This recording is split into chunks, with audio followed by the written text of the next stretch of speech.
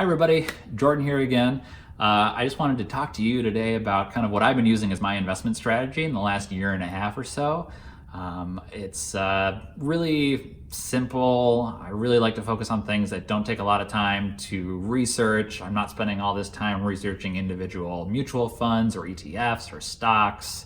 I really want to just set it, forget it, and focus on the future. And with that, I wanted to talk to you about the 3-fund portfolio. And now this is what I've been using. I think it's a great option for everybody out there. There's some great ways that you can kind of diversify based on your age or risk tolerance. But before we get into that, if you could please give the like button some love down below, I'd really appreciate it as it really does help out the channel. I should mention I'm not a financial advisor. I don't have any certifications or qualifications. This is just what a random guy from the Midwest is talking about on the internet because it's worked for me. So the 3-fund portfolio is a portfolio that utilizes only basic asset classes. Typically a domestic total stock market fund, an international market fund, as well as a bond total market fund. So this was a kind of investment strategy that gained popularity by a group known as Bogleheads? Bogle? I should probably look that up. We'll figure it out. So it was a term that was kind of created to honor the late Vanguard founder and investment advocate, John Bogle. These are kind of investing enthusiasts who participated in the Bogleheads forums back in the day, probably pre-Reddit and everything else. I do believe they have some local and national chapters that hold some, get-togethers for, investment enthusiasts, or at least they did hold get-togethers in the before times. Do you remember the before times? It's been a long time since I've seen anyone outside of my immediate family, so I'm kind of starting to go a little stir crazy here. And I'm really looking forward to 2021, and hopefully things get turned around here and I can go to the supermarket without worrying about everything. So the emphasis here is really going to be simplicity. You're going to want to focus on 3 basic asset classes: your domestic stocks, your international stocks, and your bonds. So first you need to figure out, how much should I hold of each? Then you're going to have to figure out, where should I hold it? Your Vanguard, your Charles Schwab, Fidelity, etc. Then you need to decide which, mutual funds. You got to pick which mutual funds you're going to hold. Now you could just do a basic targeted retirement date fund. I know they're pretty common in 401ks. My company has plenty of them available for different age groups and everything. From what I've seen though, I think on those, they tend to be a little high on their fees. And really with the 3-fund portfolio, your goal is to kind of decide how your allocations are going to be based on your age and your risk tolerance. A traditional rule of thumb that I use is called your bond and age, or percentage of stocks. So typically what I do here is I take 120 minus your age, and that'll give you your allocation of stocks to bonds. So for instance, I'm 31. So for me, I would be doing about 89% of my portfolio would be in stocks. So I would probably, of that 89%, take about 70% or so in a total US index fund. And then the remaining 30% would go to a international. And then that 11% of the rest would be going towards a bond index fund. So when choosing the 3 funds, people are going to have different opinions based off of their own experience. So for me, I utilize Vanguard, and that's where all of my non 401k and Roth IRA funds are.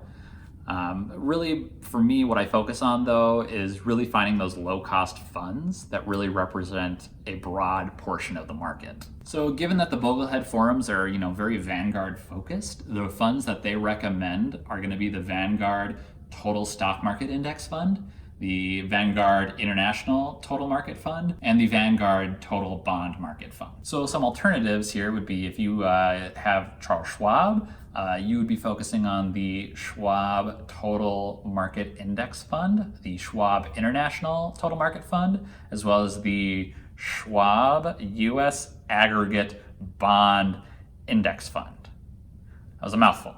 Or if you happen to use Fidelity, you could use the Fidelity Zero Total Stock Market Index Fund, or the Fidelity Zero International Index Fund, or the Fidelity US Bond Index Fund. This is a really great option, as owning this portfolio allows you to hold over 3,500 individual US stocks, over 8,000 high quality bonds, and over 6,000 international individual stocks in a really great, low-cost, tax-efficient manner. As I mentioned before, everybody, simplicity is the key here. That's really what I'm focusing on with this plan, this portfolio.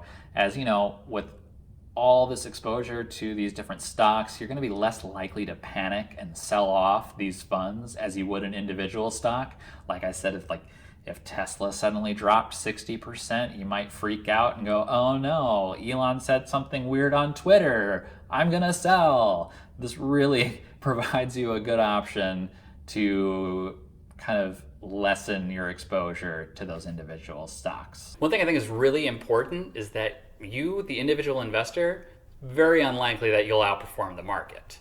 In fact, most active managers don't outperform the market. And according to the mid-year 2018 report from SBIVA, from the time period of June 30th of 2018, going back to June 30th of 2003, they found that active managers failed to outperform the market an average of 95% of the time, which is just insane.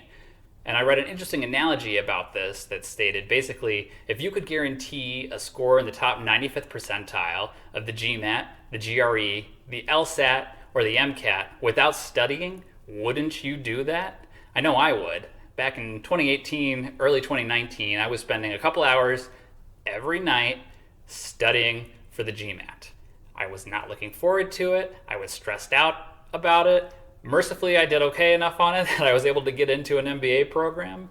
But if I could have studied or not studied, I would have chosen to not study if there was a guarantee that I would score in the top 95th percentile of the GMAT. Essentially what this analogy is saying is that if you could outperform 95% of active managers with an index fund from Vanguard, wouldn't you do that?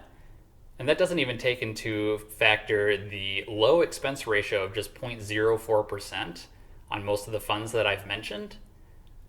It just seems like a no-brainer. I know for me personally, it makes sense. I can just, whenever I have excess funds, throw them into that 3-fund portfolio, distribute it how I like, go about my day. At the end of the day, really, I'm just a lazy investor. And just to recap for everybody, so what you're going to want to do is you're going to want to take that 120 minus your age to figure out the balance of stocks to bonds in your portfolio. Then you're going to have to decide, where do I want to house those funds? Charles Schwab, Vanguard, Fidelity. Then you'll want to decide which funds you'd like to take your money into. And then finally, just consistently invest in this 3-fund portfolio, day after day, month after month, year after year. Make it simple, make it easy, and hopefully that number will rise. And that brings us to the end of the video here, everybody. So if you found it helpful, please comment down below. Maybe comment with some of the different investments you are allocated in currently, maybe some different techniques that you utilize, that you enjoy. Give the video a thumbs up if you enjoyed it, and remember to subscribe. We'll see you next time.